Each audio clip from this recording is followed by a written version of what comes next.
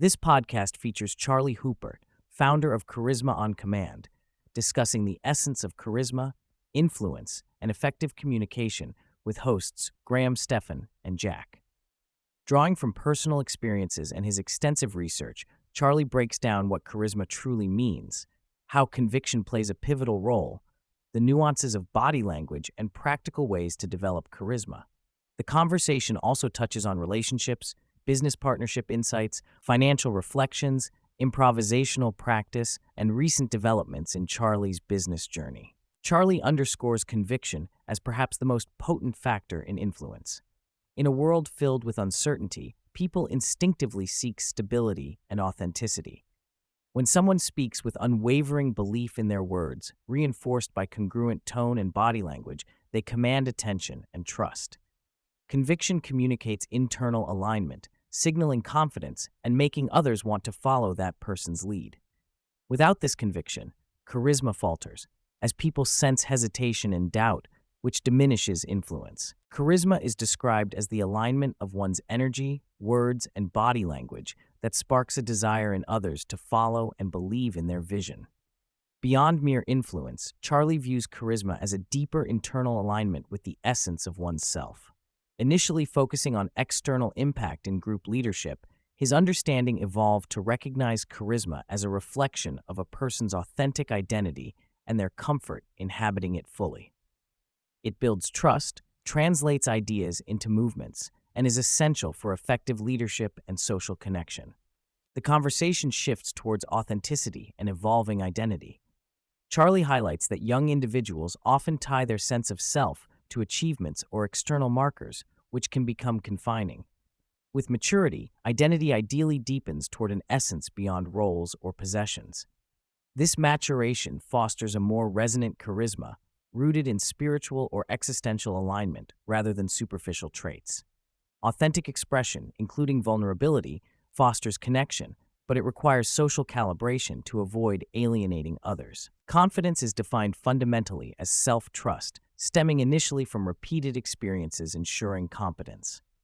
Charlie distinguishes between surface-level confidence, comfort in known domains, and deeper confidence, trusting one's ability to navigate unknown challenges. Charisma, however, includes how this confidence translates outwardly and how others perceive it.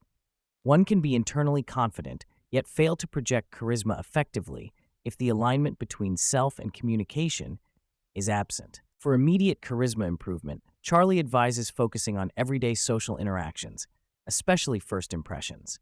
Small moments, like responding with authentic enthusiasm to a simple "How are you doing?" instead of a perfunctory "Fine," can set the tone and elevate any interaction. Injecting energy, storytelling, and genuine interest not only creates better rapport, but initiates more meaningful connections. Practicing openness, positive body language, and refined vocal tonality also contribute to an enhanced charismatic presence. Body language is critical, but should not be obsessively micromanaged. Key advice includes maintaining open body language, visible palms, relaxed shoulders, lifted chest, to trigger internal feedback loops of safety and confidence. Good posture supports this and influences how you feel internally, which in turn radiates outward. Eye contact, while sometimes challenging due to self-consciousness, creates a sense of presence and connection, with figures like Bill Clinton exemplifying its power. Charlie empathizes with social anxiety and offers both compassionate understanding and practical strategies. Recognizing the personal cost of avoidance helps motivate change. While heavy approaches like stand-up or improv comedy classes are effective, starting with small, manageable steps, such as initiating brief conversations or saying one more sentence than usual, builds social fluency gradually. Improve, in particular, trains presence, adaptability, and verbal flow, all core to charisma. When dealing with people who dominate conversations or trauma dump, Charlie recommends a blend of compassion and assertiveness. Often, those who talk excessively are struggling to be seen and understood.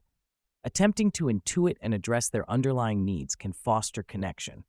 However, it is also important to know when to extricate oneself politely, using clear but kind signals to exit without unnecessary conflict, preserving one's energy and maintaining social harmony. Humor consistently ranks as one of the highest impact traits for charisma. Injecting lightness, playful banter, or funny remarks breaks tension and signals approachability. Similarly, demonstrating enthusiasm and making interactions enjoyable attract others organically.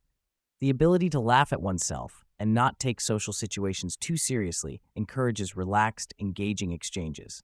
The podcast touches on why nice guys finish last, often because nice behavior is mistaken for people-pleasing or insincerity rather than genuine kindness.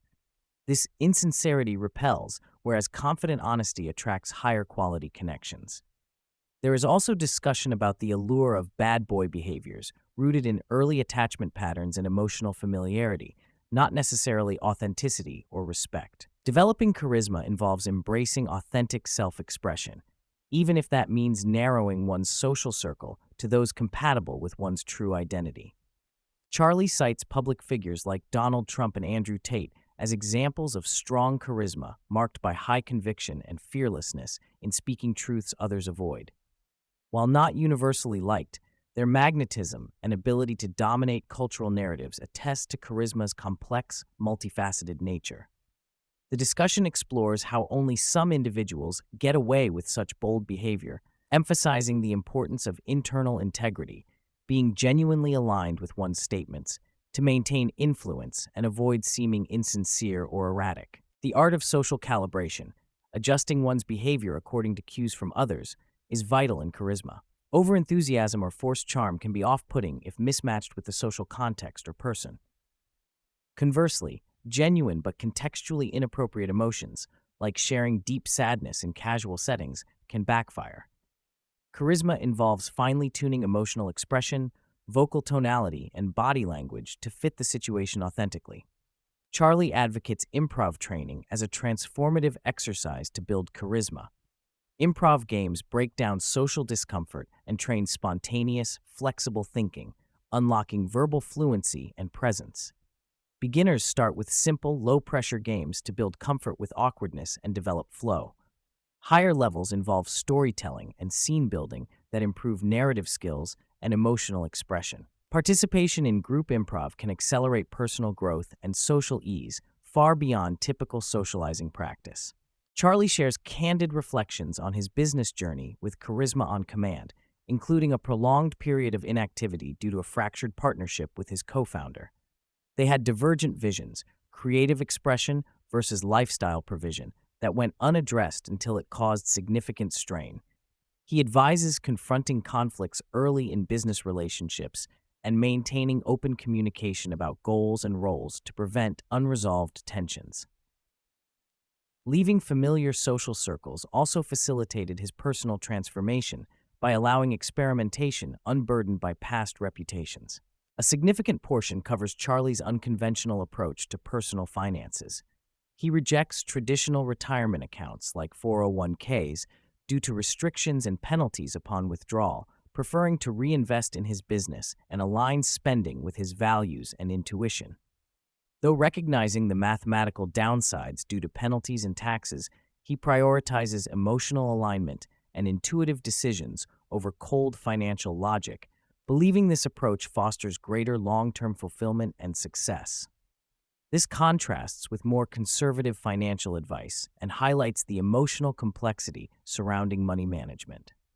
First impressions are characterized as the gate for all subsequent interactions, influenced by fun, trust, and respect. Charlie breaks down the impact of status signals like clothing, fame, money, and how these can attract or repel depending on authenticity and audience. For example, wearing designer clothing or flashy cars may impress some but alienate others. Authenticity matters most. He reminisces about his own experiences wearing suspenders and costumes to stand out at social events, emphasizing the importance of memorable, genuine self-expression over conformity. The hosts discuss strategies for dealing with people who frequently interrupt or derail conversations.